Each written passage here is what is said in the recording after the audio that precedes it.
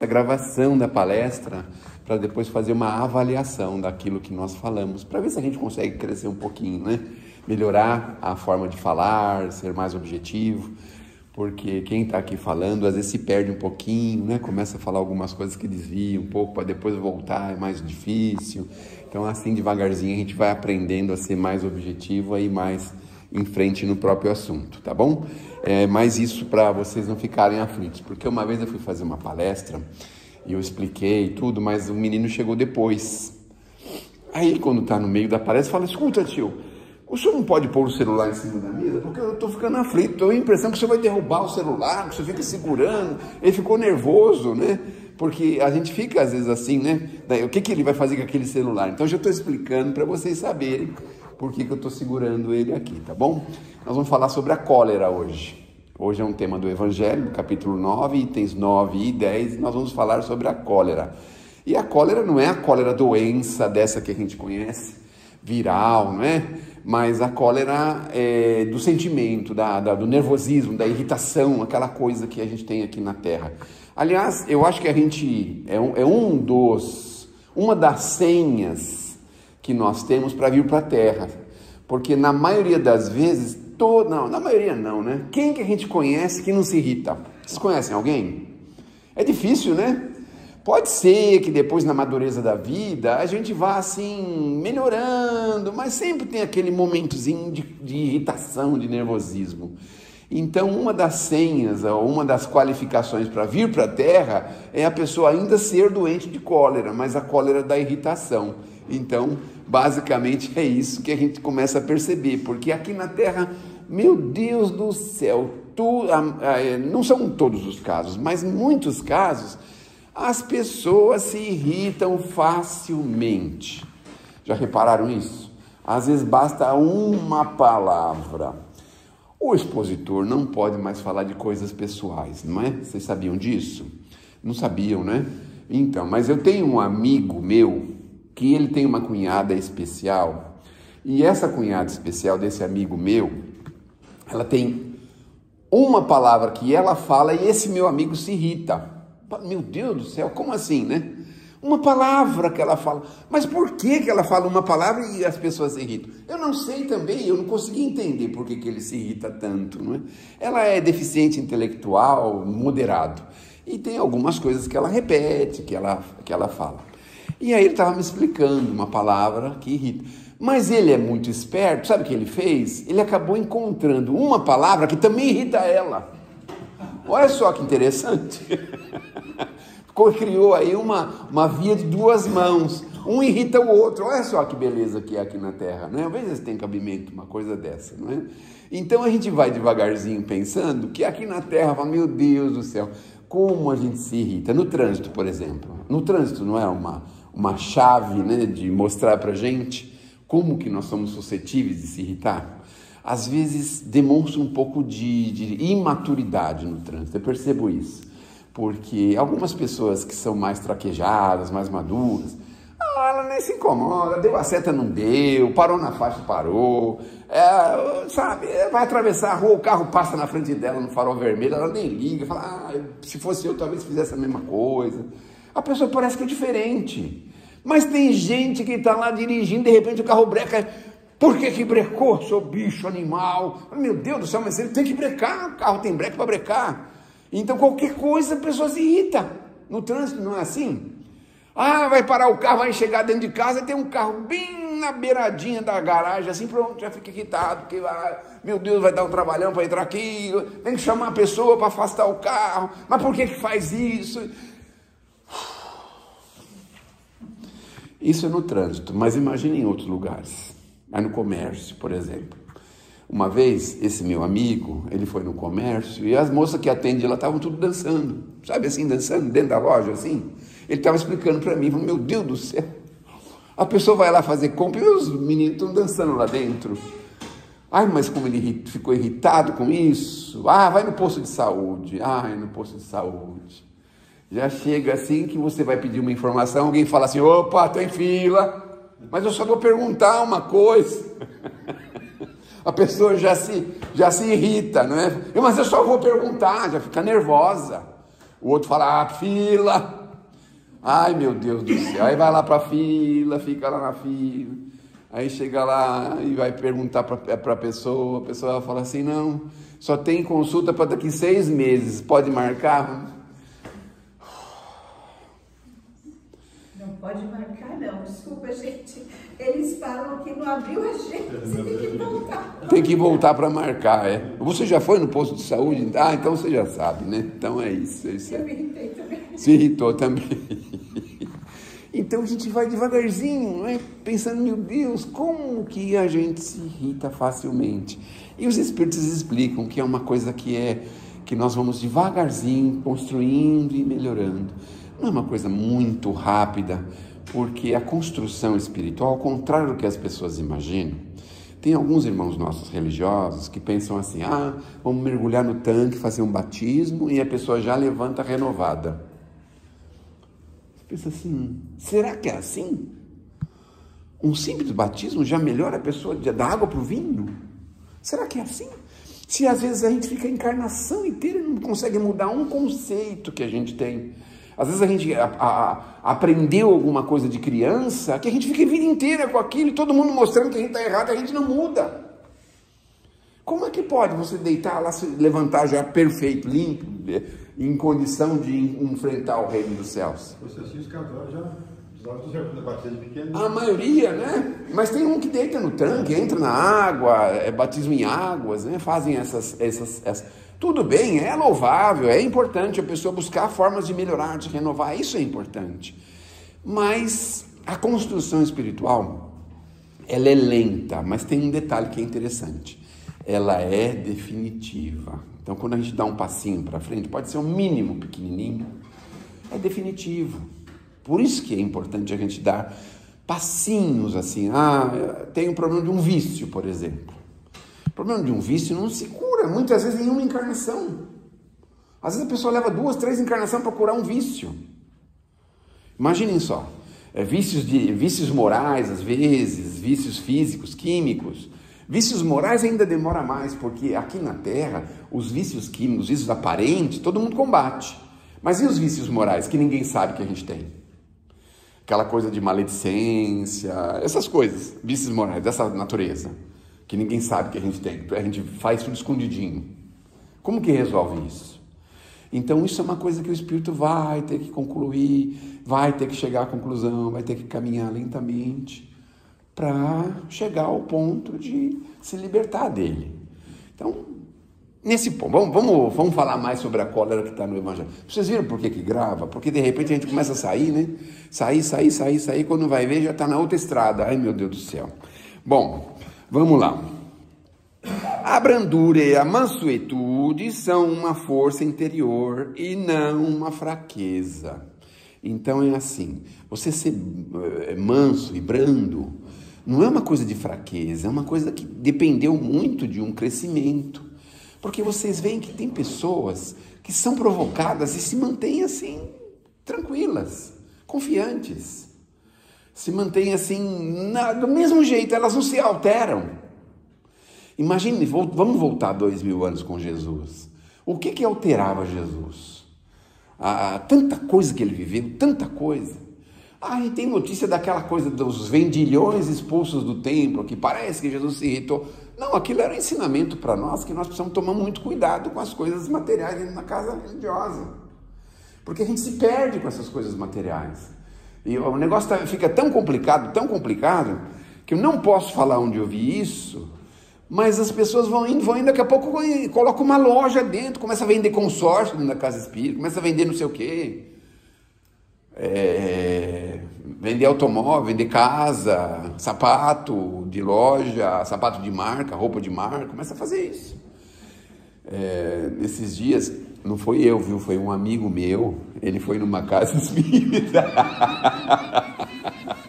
Ele foi numa casa espírita, e aí o que acontece? Estava tendo um bazar lá na frente, e a pessoa para experimentar, era aqui, por exemplo, o banheiro era aqui, o bazar era lá. Então a pessoa passava pelo meio do salão para experimentar a roupa, aí experimentava, voltava do meio do salão, e a pessoa fazendo a exposição lá. Fala, meu Deus do céu, que ponto que nós estamos chegando? Para o bazar na hora da palestra, pelo amor de Deus. Depois continua, não é? Sei lá. Mas enfim, A brandura e a mansidão é uma força e não é uma fraqueza. A gente pensa que é fraqueza, às vezes a pessoa não reage, tá lá, o marido tá lá, um vizinho tá provocando, você não tem que ir lá e falar com ele. E ele tranquilo, fala, deixa ele, paciência, e brando, tranquilo. Não é uma coisa que foi construída dentro da gente, que nós precisamos construir também. Então, quando a gente é muito irascível, assim, muito explosivo, não é uma característica positiva, porque a gente afasta os bons espíritos, gente. Eles não inspiram senão o bem. Eles não inspiram nada assim de ódio, de vingança. Essas coisas não inspiram isso pra gente. Que se a gente quer sintonia com esses espíritos, a gente tem que renovar-se. Bom, vamos seguir em frente. A cólera é um acesso de orgulho ferido e de imperfeição moral. E a gente achava que era uma qualidade, né? Não achava? Nossa, ninguém pode mexer com ele, porque se mexer com ele, aí sim, né? O circo pega fogo. Acho que é bonito, né? A pessoa ter essa qualidade. E os espíritos falando pra gente que a cólera é o orgulho ferido. Pensem bem, quando a gente se irrita porque alguém cutucou no nosso orgulho. Lembra quando a gente era criança? A gente era criança na escola, alguém falava assim, nossa, como você é gordinho, né? Aí a gente respondia assim, eu sou gordinho e posso emagrecer, e você que é feio. Já respondia, não é? Já respondia na hora, não era assim? Não era? Por quê? Mexeu lá dentro, né? No orgulho da gente. E quando vai falar do cabelo das mulheres, por exemplo, a gente só pode falar que são lindos, que estão maravilhosos. Você fez o cabelo? Ai, ficou lindo! Uma maravilha! Nossa! Porque se falar o contrário, o que acontece? Vai dar briga, não é? E ai de você se não reparar que ela fez a unha. Meu Deus do céu! Nossa, você fez a unha, ficou linda a sua unha. Meu Deus, que você pôs? Que cor é essa que você pôs na unha? Deus que me... Pronto, acabou o mundo. Misericórdia, acabou o mundo. Por quê? Mexeu com o nosso orgulho. Veja como que é. Os espíritos são sensacionais para nos explicar isso. A pessoa orgulhosa e colérica, ela sempre tem razão. Nunca ela não tem razão. Aí, por exemplo, apareceu com o carro amassado. Aí eu falo assim, não, o outro carro que veio na minha frente assim, bateu. Apareceu do nada e bateu. Parou do nada e bateu. Fez não sei o que. Sempre é o outro que é culpado. É sempre o outro. Olha, orgulho é isso que faz pra gente. É sempre o outro. Não, o arroz ficou ruim porque na hora que eu estava cuidando, eu tocou a campainha. Aí queimou o arroz. Nunca é a gente que fez nada, não é? Assim, sempre é o outro que tem culpa. Olha que interessante. Bom, é um vício. Essa história de se encolerizar facilmente, a gente vai ficando viciado com isso. Vai ficando viciado. E aí qualquer coisa já é motivo de cólera pra gente. Qualquer coisa. Bom, e a cólera? Ela é contrária à brandura. Então veja, quando a gente está encolerizado, vamos dizer assim, irritadíssimo, nervosíssimo, nós estamos indo na direção contrária à brandura, nós não estamos construindo brandura. Mas aí tem uma coisa que é muito meritória para todos nós. O que é meritório? É a gente enxergar, vamos dizer assim, perceber e inverter. Perceber e inverter. Ai, meu Deus do céu, estou tão irritado, melhor me acalmar um pouco, sentar um pouquinho, respirar fundo, arrumar um jeito de se melhorar um pouquinho. Essa é a ideia. Porque se a gente deixar levar, às vezes a gente fica encolerizado, fica com aquela irritação, com aquela coisa na cabeça por dias. Porque aconteceu tal coisa, porque tal coisa fez tal coisa com a gente, e fica irritado com aquilo por dias. E o que acontece? Sabe qual um dos remédios mais vendidos no Brasil, não, no mundo, né? É um tal de Prazol. Já ouviram falar de um Prazol?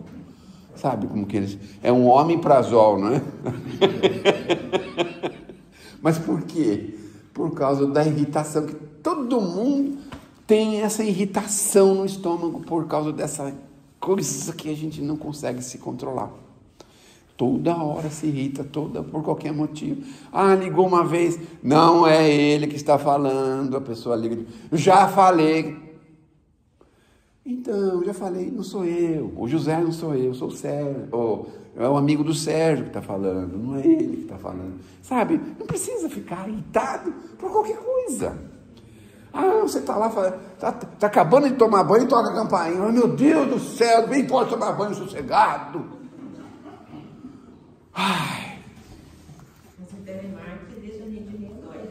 Liga 30 vezes por dia procurando uma tal de fulano, você responde que não e a pessoa continua. Vai ligando. E agora é a máquina que liga, não é? É a máquina. Você fala que não é a pessoa e eles continuam ligando, é. Eu aprendi essa coisa de telemarketing, foi muito legal, você lembrou bem, foi muito bom você ter lembrado. Mas eu conheci uma senhora, eu não, o meu amigo conheceu uma senhora. Ele conheceu, é o amigo, é sempre ele, é ele que é o problema, né? Que ela conversou com ele com tanto entusiasmo, falou, a minha neta conseguiu o primeiro emprego, estou tão feliz. Ah, que bom, quem vai trabalhar com o quê? Telemarketing. Ah, que bom, né? Que vai ser bom. Eu falei para a filha, se você não conseguir falar com as pessoas e você tiver que atingir a meta, liga para minha casa, que eu vou falar tudo, vou falar até para minhas amigas, dar o telefone que você vai ligar, vou dar o telefone delas, você pode ligar para elas, que elas vão conversar com você e vão ver, é túmulo de cemitério que você vai vender? O que é que você vai vender? Antigamente eles queriam vender de tudo, não é? Pelo telefone. Então eu fiquei pensando, eu falei, quando a gente tem amor é uma coisa impressionante, não é? Aí agora, quando toca o telemarketing, agora diminuiu bastante, mas não é esse tipo de cobrança, antigamente era outro, mas quando tocava, eu pensava nessa minha amiga, falava, e se fosse o meu neto que estivesse ligando? Ah, sim, como que é o negócio? Como é que funciona? Ah, funciona assim, e é pouquinho assim, é 1.500 por mês que paga? Nossa, é pouquinho, não é? Poxa vida, entendi, mas qualquer pessoa pode fazer, é só dar o número do cartão, aí você vai dando, sabe assim? Aí chega no fim e fala, não, filho, não posso, porque eu tive um problema, não vou poder assinar, você me desculpe, mas que Deus te ajude, te abençoe. Se fosse o nosso neto, a gente falaria isso, né? Mas como não é? Já falei que não quero comprar nada.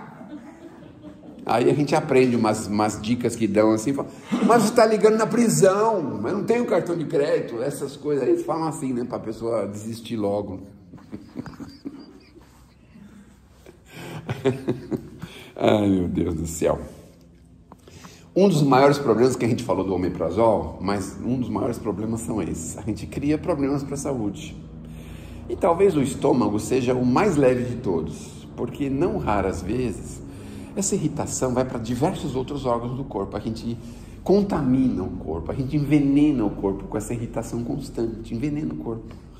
E não é muito difícil da gente criar, inclusive, problema psicológico com isso. Não é muito difícil. Porque as pessoas irritadas... Bom, acho que todo mundo conhece uma pessoa que é irritada. Quando o meu amigo era criança... Ele sempre falava que ele ia na casa da tia, e chegava lá, a tia falava assim, não, fala do seu tio, que hoje ele está doente dos nervos. Meu Deus, o que é doente dos nervos? Aí ele saía lá do quarto, é porque eu tenho opinião.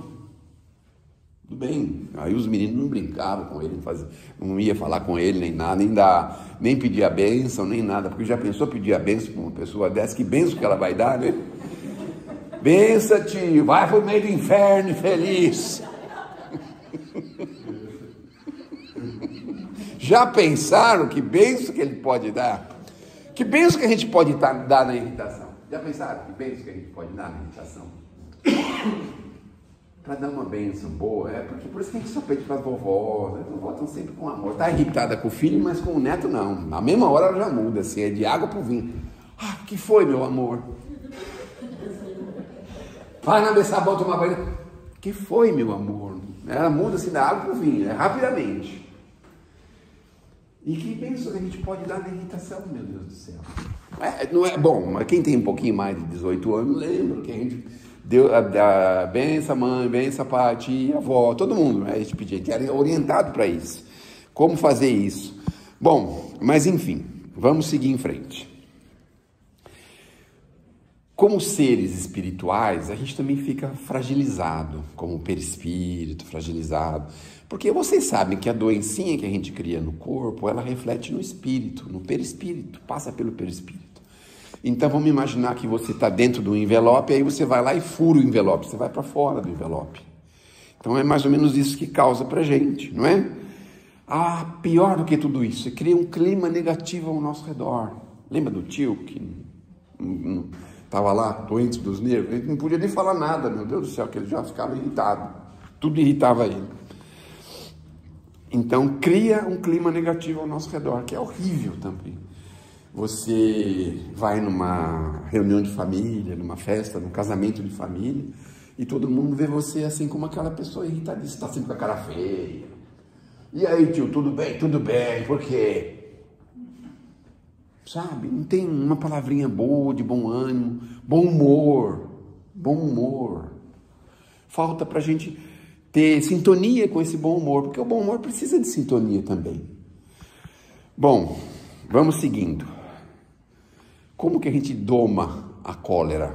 Ah, domar ela. Ai, agora que é a hora, né? Agora que é a hora. Educação, autoeducação. Mas isso não é o suficiente, porque todo mundo sabe que isso é ruim e prejudicial. No fundo, todo mundo sabe. Mas pensar, refletir, respirar fundo. A gente precisa arrumar uma forma de se voltar ao equilíbrio. A gente pode sair do equilíbrio, a gente é ser humano, a gente está aqui por causa disso. Mas o ideal é reconhecer e procurar voltar o mais rapidamente. Ah, tá lá em casa fazendo alguma coisa, vem um telefonema chato, de alguma situação chata. Ah, fica desequilibrado, senta um pouquinho, ou respira fundo. Ah, vou ligar uma musiquinha para acalmar um pouco, o clima tá tenso. A gente precisa voltar a esse equilíbrio. Para isso a gente precisa se educar para retornar. Esse meu amigo, muitas vezes ele está irritado, ele começa a lembrar poesias, frases bonitas, assim, do tipo, ouvi entre amigos meus este conceito profundo. Mãe é o sorriso de Deus nos sofrimentos do mundo. Aí ele começa a lembrar isso. Aí ele começa a lembrar da bondade dos espíritos na casa espírita. A época do Chico, que escrevia coisas lindas. A maneira de um espírito chamado Alto de Souza, que começa dizendo assim: meu irmão, olha como eles se dirigem a gente. Tuas preces mais singelas são ouvidas no espaço ilimitado. Calma, meu irmão, nós estamos te ouvindo. Sabe, uma coisa de amor, assim, que você sente que o Espírito está falando pra gente. Um negócio lindo. Aí você vai lembrando disso e vai entrando naquele clima de beleza. Mas sei que às vezes choras consternado ao silêncio da força que interpelas. A gente vai indo assim, não é? Vai devagarzinho, entrando nesse clima, e aí você se reharmoniza. Não é fácil, não é fácil. Às vezes você precisa estar sozinho, às vezes você precisa estar sozinho, porque às vezes você está com uma pessoa falando e fazendo coisa, e televisão altamente ligada, e um monte de coisa. Aí você se recolhe um pouquinho, sabe? Vai procurar essa sintonia maior. Isso é importante para a gente. Uma prece, parar um pouquinho para fazer uma prece. A gente não tem um hábito da prece, por isso que é difícil fazer prece.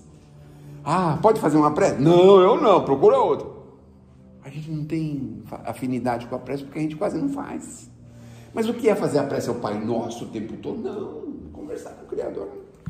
Olha, Senhor, que situação que eu estou, difícil, que complicação. E agora? Ai, Senhor, muito obrigado. Ai, que alegria que está de eu ter conseguido fazer isso. Ter conseguido me libertar desse compromisso. Ai, que alegria que eu tenho nisso. Sabe assim? Conversar com o Criador de forma mais espontânea. Não tem formalidade para falar com Ele. Ah, Senhor Deus Todo-Poderoso do Universo Infinito. Não! Conversa com Ele com tranquilidade. As pessoas que desencarnam, elas conseguem nos ouvir? Consegue, se elas tiverem condição, porque muitas vezes no desencarne a gente fica um tempo ainda assim, embaraçado, fora do eixo. Quando a gente entra no eixo, entende que desencarnou, entende que já está numa nova vida, numa outra vida, aí sim ela vai procurar se sintonizar com aquilo que ela gosta, não é? Vai fazer visitas, vai estar com a gente. Então, se você fala, pode estar Pode falar com, mas não coisa triste, né? Porque acho que ela também está triste lá de ter despedido da gente, né? Mas mesmo os que não podem, as nossas boas vibrações eles sentem. Ah, sim.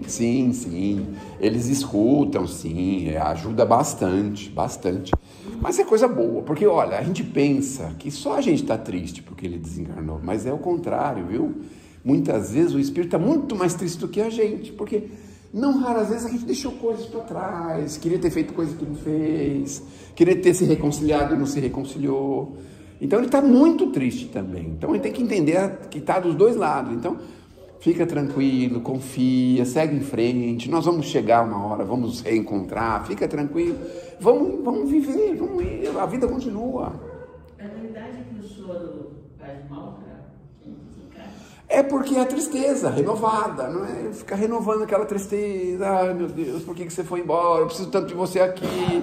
E o Espírito fala, meu Deus, mas eu não posso fazer mais nada. O que eu posso fazer? Sabe, assim, aquela coisa de você querer puxar e o Espírito não poder vir. Mesmo que seja mãe e filho. Mesmo que seja mãe e filho. Né? É muito difícil para quem desencarnou. É muito difícil. Para a mãe também é. É porque sabe o que acontece? A gente que é pai e mãe, a gente nunca imagina que o filho vai embora antes que a gente. A gente nunca imagina isso. Não é mesmo? Então, para a gente aqui, é compreensível. É compreensível. Ele vai fazer tudo que for possível para nos consolar. Mas, importante, conversar com confiança. Confiança, isso é importante. Bom, tolerância e humildade, para quem está encolerizado é difícil, mas a gente vai devagarzinho arrumando formas de tolerar, sabe? Assim, aquela pessoa difícil no trabalho, respira fundo, deixa para lá, vamos seguir em frente, sabe? Aquela coisa. Pessoa difícil da família, pessoa difícil da vizinhança, vamos seguir, vamos seguindo. Bom, o verdadeiro homem de bem é aquele que luta constantemente contra as suas más inclinações. Quando a gente se acomoda é perigoso, viu? É preciso a gente lutar contra as nossas más, porque olha, convenhamos, não é? Se fosse para a gente lutar para todas as nossas imperfeições, a luta seria a vida inteira, porque a gente não consegue resolver as nossas imperfeições, muitas vezes numa encarnação. Mas a gente tem que, sabe assim, você está diante de uma quantidade enorme de problemas. Eu não consigo resolver de uma vez, não consegue, mas vai resolvendo o que você tem mais facilidade, vai tirando da frente, e daqui a pouquinho vai ficando os maiores ou os mais complicados, mas aí você tem mais tempo para dedicar para aquele mais complicado. Mas é preciso fazer esse trabalho, é preciso a gente se dedicar a erradicar da gente, a criar condições cada vez melhores. Vai chegar uma hora que a gente vai conseguir resolver. Quando a gente consegue resolver, os espíritos dizem para a gente que nós estamos no seguinte degrau: nós somos espíritos completistas. Quando a gente vem para a Terra para resolver as últimas pendências, aí é completista, aí não precisa mais encarnar na Terra. Mas olha, é muito difícil um espírito estar na Terra completista, viu? Porque na maioria das vezes ele tem ainda muitos detalhes a serem resolvidos. Isso não é confortador, convenhamos. Tem muitos problemas que a gente nem sabe que eles vão surgir ainda. Que estão guardadinhos lá, bem bonitinho, bem guardadinho, porque eles dependem da solução de outros anteriores. O André Luiz, isso também não é confortador. O André Luiz diz pra gente assim: depois de um problema, aguardar outros. Meu Deus do céu, olha que coisa! E a gente pensa que resolveu, está resolvido. O problema é que nem carro velho, por exemplo. Você arruma o freio e fala assim: agora estou sossegado, arrumei o freio. Aí daqui a pouco dá problema na suspensão. Não, agora arrumei o freio e a suspensão. Que beleza, fura o escapamento. Aí você vai lá, troca o escapamento, agora está tudo certo. Começa a dar problema no carburador. Eu estou falando carburador, você sabe por quê? Porque o carro é velho, né? E é um negócio que não termina nunca. Agora também, por um outro lado, é uma coisa muito boa, sabe para quem? Para o mecânico. Porque, por exemplo, se ele resolve o problema e nunca mais tem problema aquele carro, quem vai trabalhar com o quê, meu Deus do céu? Não é? Então é bom que as pessoas tenham problema para o mecânico. Então, em vez da gente ser dono do carro velho, a gente pode virar, né? Ser o mecânico do carro velho. Eu não sei se é por isso, mas existem 400 mil psicólogos no Brasil. Eu falo, mas para que tanto psicólogo se a gente só precisa de um? De quem que a gente precisa? O maior psicólogo de todos os tempos. Senhor, e aí? Tá certo esse caminho? A gente sabe que não tá. E a gente quer que alguém fale que esteja certo. Olha, quer pagar para uma pessoa para falar que não estamos certo. Escuta, Senhor, eu estou com vontade de botar, dar um pézão no traseirão de uma pessoa que está na minha casa. A gente quer que a pessoa fale, faz isso mesmo, bota no pau, põe ele em cana. A gente quer paga uma pessoa para falar isso para a gente. Senhor, calma, tem sempre o lado bom, segue em frente até onde você puder, o que for possível, faça o que for possível, faça a tua parte. A gente não quer ouvir isso. Bom, vamos lá. A cólera não é força, é desequilíbrio e ausência de controle. Quando a gente se irrita é porque a gente não tem controle nenhum. Vamos imaginar, você pega o avião, aí tem um moço que vai dirigir o avião lá, o motorista do avião, não é? Como é que chama o motorista do avião? Ah, o piloto, isso aí. Como é que é? Pessoa anda de avião. Tô vendo mesmo, a turma anda mesmo aí, né? Aí ele pega e fala, bom, subir, aperta o botão lá e sobe, aí sobe. Ele percebe que não tem mais botão nenhum, não tem nem o botão de descer, porque seria o caso de apertar o botão de descer, porque hoje em dia parece que está assim, né? O piloto vai lá e aperta 2 botões, de subir ou de descer, não faz mais nada. E inclusive tem uma coisa de fazer os aviões ficarem autônomos, não é? Não precisar mais de piloto. Se a gente não tem coragem nem de entrar num metrô que não tem o... Como é que chama o moço que dirige o metrô? Condutor. Condutor. E o que dirige o bonde? Condutor? Eu ouvi falar que era cabineiro. Esse é do meu tempo, né? É do meu tempo. Não, é do tempo do meu amigo. Meu não tenho nada meu aqui. Bom, então é isso. A gente se descompensa mentalmente, sofre mentalmente, cria problemas. Se a gente tem mediunidade, a gente perde a sintonia. É complicado. Quem é médium sabe o que eu estou falando, não é? Evite agredir, para que você também tenha alguém evitando de agredir você. E não é agressão física, é agressão verbal. Porque a gente agride, e quando fala alguma coisa pra gente fica bravo. Sabe onde a gente percebe isso? No grupinho de WhatsApp da família.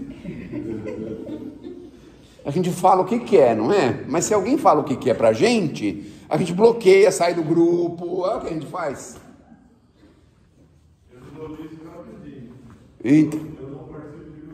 Então, já é um bom caminho, não é? Já pensou se não tivesse a terra? E Jesus ia falar assim, onde é que nós vamos botar esses espíritos? Não tem lugar para ele, não quer reencarnar na terra. Mas isso é bom, o WhatsApp é bom para burilar a gente, lapidar. Saber quanto que você aguenta, quanto que você vai. Saber o seu autocontrole. Porque se a gente quer responder tudo na hora, a gente já aprendeu que tem que esperar um pouquinho, respira um pouquinho, às vezes um dia ou 2. Aí você vai achar palavras de equilíbrio, que você pode reverter uma coisa que é complicada às vezes. Então, é um treinamento, obviamente, importante. O pessoal reclama muito que o pessoal não sai do telefone, isso e aquilo. Mas olha, nessas coisas de conversas de WhatsApp, com exceção das pessoas que só ficam gravando ou falando, a gente é obrigado a escrever centenas e centenas de linhas todos os dias. Então nós estamos treinando a gramática, estamos treinando o pensamento, olha quanta coisa nós estamos fazendo sem perceber. Mas enfim, não estou aqui para defender nada. Bom, como reagir à provocação? Isso é difícil, né? A técnica é dar uma pausa, dar uma respiração, fazer um silêncio, a gente reage assim. Nós já falamos sobre isso, né? Como reagir, não é? Eu me lembro, meu amigo se lembra quando ele saía com os filhos no volante, e aí acontecia dele passar o sinal amarelo e vermelho. Aí O filho dele que estava atrás falava assim, nossa, você passou no sinal vermelho, né? Sabia que é proibido? Então, ou então um caminhão, um ônibus fechava o carro, o filho falava assim, ele está aprendendo, né, pai? Está igual você está aprendendo, né? Então o motorista de caminhão estava aprendendo, de ônibus estava aprendendo, o taxista estava aprendendo, o motorista da moto estava aprendendo, estava todo mundo aprendendo. Porque quando eles perguntavam o que tinha acontecido, porque eu estava nervoso, não, o moço está aprendendo aí na frente, está aprendendo, está aprendendo. Então tudo eles respondiam que estava aprendendo. Então, era uma forma assim de a gente aliviar, da gente se tranquilizar, não é?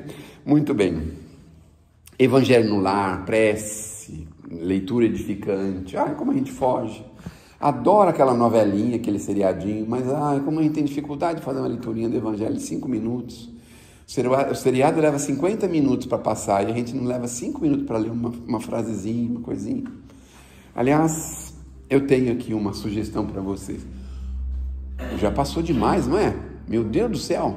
15, 10, tá bom. Tá bom. Eu me perdi na hora, era para falar. Eles falaram que era só 28 minutos e meio. Olha quanto estou falando, já estou falando quase 40, do dobro.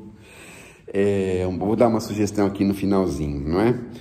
Então, é importante a leitura edificante, o Evangelho no lar, criar formas, não é? Planejamento. Por exemplo, você vai conversar com uma pessoa, uma coisa difícil, é natural que você faça um planejamento, porque é natural que a pessoa responda mal. É natural. Você vai falar com uma pessoa irascível, você tem que entender que ela pode se tornar irascível naquele momento. Se você já vai planejado, fala, se ela se exaltar, eu vou ficar na minha, eu vou ficar tranquilo e não vou reagir. Então, é natural. As esposinhas, agora, no passado, aprenderam a lidar com maridos difíceis, homens complicadíssimos, grosseiros, brutais. E ela ali tranquila, confiante, manteve a família equilibrada, criou filhos equilibrados, filhos que hoje são pessoas que estão numa condição muito boa, mas dependeu da renúncia, do equilíbrio de uma mulher, muitas vezes. Às vezes do marido, mas na maior parte das vezes da mulher. O marido sempre nervoso, irritado, sempre irascível. Então a mulher, com o equilíbrio dela, conseguiu fazer com que seus filhos chegassem aonde chegaram, não é? Bom, todos nós sabemos que somos espíritos imortais. Isso é a maior coisa que a gente pode ter aprendido. Aliás, quando perguntavam assim, não é, para os benfeitores, mas o fulano fez e aconteceu. Falo, calma, ninguém morre, ele não morre, ele vai viver. Porque a gente pensa que a pessoa fez o mal, depois que ela morrer apagar tudo? Não, ela vai viver, vai ter que rever tudo, botar tudo. Sabe aqueles cartazes que os filmes fazem quando tem uma investigação? Aí põe a foto do fulano, ciclano, põe um risquinho para cá, esse aqui vai para cá, para lá. Quando a gente desencarnar, nós vamos ficar nesse jeito. Vamos lá, errei muito com o meu filho. Então põe a fotinho do filho lá. O que seria bom para resolver? Talvez voltar com ele como filho, voltar com ele como pai de novo? Não sei. Aí começa a criar um plano para corrigir aquilo, para resolver aquilo. É assim que vai acontecer. A pessoa tirou o patrimônio dos outros. Como é que eu faço para voltar? Vou ser morador de rua? Não sei. Talvez trabalhar em favor da humanidade? Talvez. A gente vai achar um plano para resolver. Por isso é que é complicado, porque a gente vai viver. A gente pensa que vai fechar o olhinho, né? As pessoas que pensam em suicídio pensam assim, resolvi meu problema, vou morrer e resolvo tudo, né? E o pior é que não resolve. Isso que é o pior, não é? Deve ser frustrante a pessoa chegar e se enxergar do outro lado da vida e falar, mas eu não morri? Não morreu. Vai viver. Olha só. Bom. Acalma-te, alma querida e boa. Confia em Deus. Será que a gente já aprendeu a confiar em Deus? Meu Deus do céu, acho que não, né?